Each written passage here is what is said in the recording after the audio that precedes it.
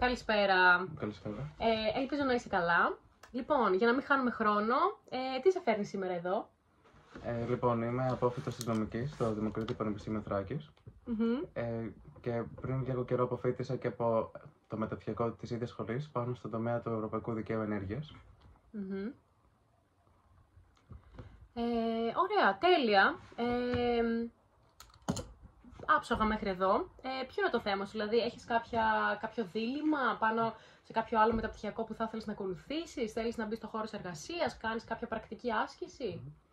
Προβληματίζομαι σχετικά με το εργασιακό μου μέλλον. Αρχικά να πω ότι παράλληλα με το μεταπτυχιακό που μόλις τελείωσα, συνεχίζω την πρακτική μου άσκηση σε δικηγορικό γραφείο. Τέλεια. Όπου συναντώ υποθέσεις διαφόρων τομέων στο νομικό αντικείμενο. Ωστόσο, προβληματίζομαι για το αν πραγματικά με ενδιαφέρει κάτι εκτός του ευρωπαϊκού δικαίου, το οποίο σπούδασα στο μεταπτυχιακό πρόγραμμα. Οπότε προβληματίζομαι για το εργασιακό μου μέλλον. Κατάλαβα. Είναι απολύτως λογικό και το καταλαβαίνω και φυσικό πολλά άτομα στην ηλικία σου, εφόσον έχουν τελειώσει και ένα και δύο μεταπτυχιακά και το προπτυχιακό τους βέβαια, βρίσκονται σε δίλημμα σχετικά με το αν θα πρέπει να μπουν κατευθείαν στην αγορά εργασίας ή αν θα πρέπει να ακολουθήσουν κάποιο άλλο εκπαιδευτικό κομμάτι. Από ό,τι μου λες, ενδιαφέρει πάρα πολύ το ευρωπαϊκό και το διεθνές δίκαιο, από ό,τι καταλαβαίνω, αλλά υπάρχει και ένα δίλημμα με το οικονομικό, έτσι. Σωστά. Είναι μια άλλη διέξοδο στην οποία έχω σκεφτεί, διότι τα οικονομικά είναι ένας κλάδος που με ενδιέφερε εδώ και πολλά χρόνια και είναι επίκαιρο στην αγορά εργασίας. Ωστόσο, το ευρωπαϊκό δίκαιο θεωρώ ότι θα μπορούσε να μου ανοίξει τις πόρτες για εργασία στην Ευρώπη, που είναι κάτι το οποίο θα επιθυμούσα ως μια διαφορετική εργασιακή εμπειρία. Έχει κατασταλάξει δηλαδή ότι θα ήθελες δεν θα είχες πρόβλημα να ζήσεις και να εργαστείς σε μια χώρα του εξωτερικού. Ναι, θεωρώ ότι θα ήταν μια ενδιαφέρουσα δυνατότητα, την οποία ενδεχομένως θα αξιοποιούσα στο μέλλον. Φαντάζομαι έχεις και καλή επαφή με τις ξένες γλώσσες για να το επιθυμείς αυτό. Ναι, πάντα μου άρεσαν και έχω άριστη γνώση γαλλικών, παραδείγματος χάρη, τα οποία είναι απαραίτητη γλώσσα στον τομέα του διεθνούς και ευρωπαϊκού δικαίου, ειδικά στη Γαλλία εννοείται και στο Βέλγιο. Ναι. Φαντάζομαι. Τέλεια. Απολύτως λογικό, το καταλαβαίνω και εσύ γνωρίζεις κιόλας ότι σε αυτές τις χώρες ασχολούνται περισσότερο με το θέμα των διεθνών και ευρωπαϊκών πραγμάτων. Και επίσης έχει να κάνει και με το γεγονός ότι θα μπορούσε να εργαστείς και σε μια πρεσβεία, για παράδειγμα, ή δεν ξέρω, στην Ελλάδα θα ήταν πάρα πολύ δύσκολο κατά με για να γίνει αυτό. Δυστυχώς ναι. Το οποίο είναι κάτι το οποίο διαπιστώνω από την πρακτική άσκηση την οποία κάνω αυτό το διάστημα. Άρα θα πρέπει να κατασταλάξεις το γεγονός αν θα ήθελες να μείνεις και να εργαστείς στην Ελλάδα ή θα ήθελες να μείνεις στο εξωτερικό, γιατί τα οικονομικά μπορούν να σε βοηθήσουν, ο οικονομικός τομέας δηλαδή, μπορεί να σε βοηθήσει στο να μείνεις και να εργαστείς στο χώρο της Ελλάδας, σαν νομικός σύμβουλος σε κάποια εταιρεία, σαν δικηγόρος, να ασκήσεις το επάγγελμα της δικηγορίας, είτε συμβολογράφος, είτε οικονομικός σύμβουλος μέσω του μεταπτυχιακού σου σε κάποια άλλη εταιρεία. Δεν ξέρω πώς το ακούς γενικά. Μου ακούγεται ενδιαφέρον, ωστόσο δεν είμαι σε θέση να αποφασίσω αν όντως είναι αυτό το οποίο πράγματι επιθυμούσα. Διότι θεωρώ ότι στο εξωτερικό ίσως υπάρχουν περισσότερες θέσεις εργασίας και ένα καλύτερο εργασιακά περιβάλλον. Οπότε θα δοκίμαζα μια λύση στο εξωτερικό ενδεχομένως.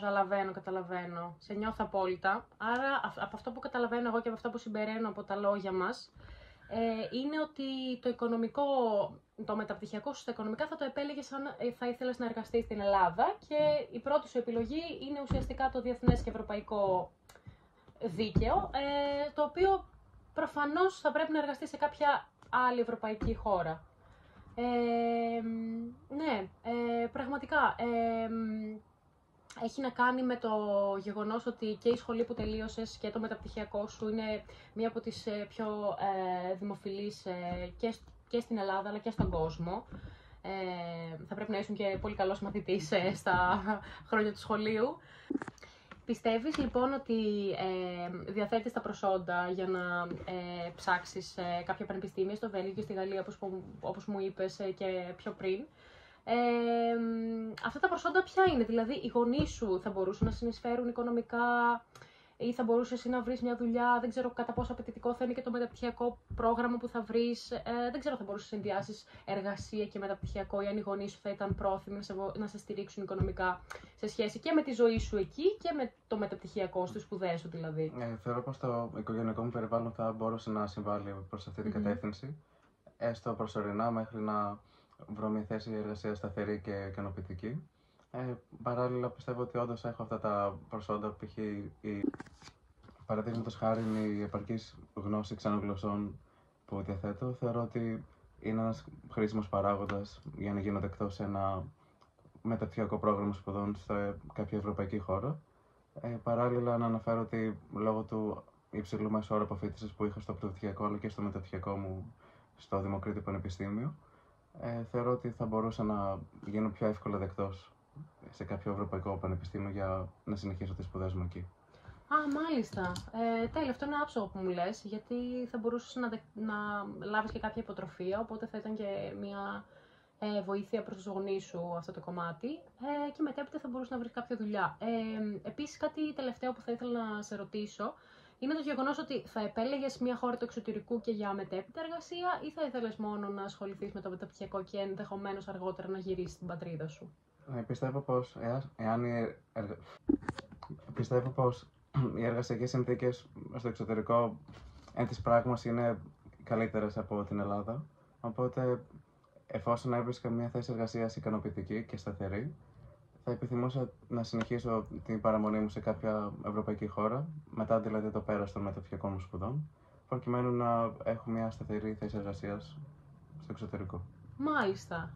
Σε βλέπω αρκετά κατασταλαγμένο, οπότε θα πρότεινα να ψάξεις να κάνεις μια έρευνα σχετικά με τα πανεπιστήμια σε χώρες της Ευρώπης, όπως η Γαλλία και το Βέλγιο που ανέφερες, εφόσον έχεις και την άριστη γνώση των γαλλικών. Και ό,τι χρειαστείς θα είμαι εδώ για να σε βοηθήσω. Ευχαριστώ πολύ. Φυσικά, άμα προκύψει κάποιος άλλος προβληματισμός στο μέλλον, θα σας ειδοποιήσω. Και εγώ ευχαριστώ. Καλή συνέχεια. Ευχαριστώ πολύ.